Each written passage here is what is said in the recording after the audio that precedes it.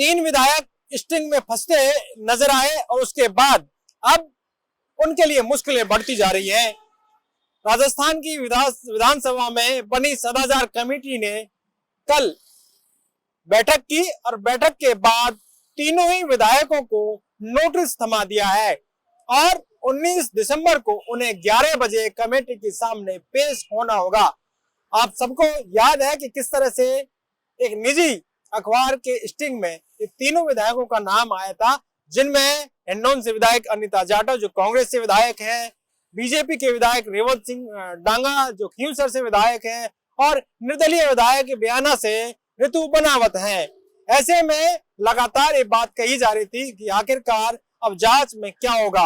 अब जांच कमेटी की मीटिंग हुई और जो सदाचार कमेटी के चेयरपर्सन हैं कैलाश वर्मा जो विधायक हैं, उन्होंने कहा कि उनकी मीटिंग हो गई है और कमेटी ने निर्णय लिया है कि 19 दिसंबर को तीनों विधायकों को नोटिस देकर बुलाया जाएगा। उन्हें व्हाट्सएप, ईमेल और पर्सनल तौर पर मैसेज किए जाएंगे और उन्हें ये भेजा जाएगा कि आप 19 तारीख को कमेटी के सामने पेश हो और उनकी जो सारी चीजें हैं वो कमेटी के सामने 1 to 1 रखी जाएं और तब आगे कमेटी निर्णय करेगी कि आखिरकार निर्णय क्या होता है। हालांकि अंतिम निर्णय विधानसभा अध्यक्ष वासुदेव देवनानी ही करेंगे और उनके निर्णय पर ये सारी चीजें टिकी हुई हैं। सदाचार कमेटी विधानसभा में बनी हुई है, ऐसे ही मामलों पर वो निगरानी रखती है और ऐसे मामलों की सुनवाई करती है और उसके बाद सारी रिपोर्ट विधानसभा अध्यक्ष को वो देती है और उसके बाद निर्णय विधानसभा अध्यक्ष को लेना होता है। ऐसे में देखना ही होगा कि विधानसभा अध्यक्ष आगे क्या निर्णय लेते हैं और जांच में क्या निकल के आता है। और 19 दिसंबर को जब ये तीनों विधायक सदाचार कमेटी के सामने पेश होंगे तो क्या अपनी बातें रखते हैं। ऋतु बनावत भी अपनी बातें रखे, निर्दलीय है, सीबीआई जांच की मांग कर रही है क्योंकि ये जनता के जुड़े हुए हितों से जुड़े हुआ मुद्दा है।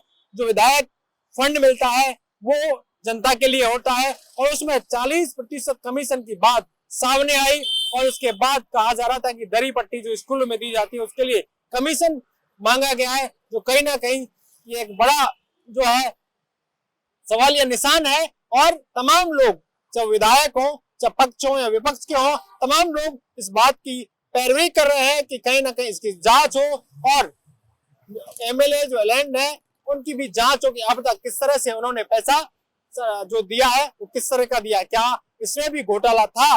उसी को लेकर सदाचार कमेटी के सामने तीनों विधायक पेश होंगे।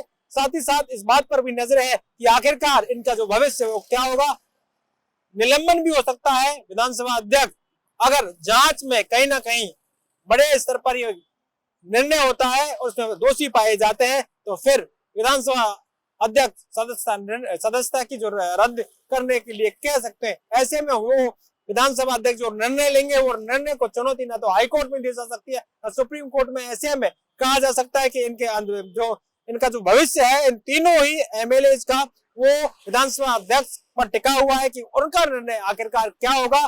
लेकिन लगातार ये चीजें जो सामने आई तो कहीं ना कहीं जनता के मन में भी ये शंका और शक पैदा हुआ कि आखिरकार क्या विधायक इतना पैसा कमीशन खोरी से लेते हैं। आज तक जितने भी उन्होंने जो काम किए हैं विधायक कोर्ट से उनकी जांच होगी।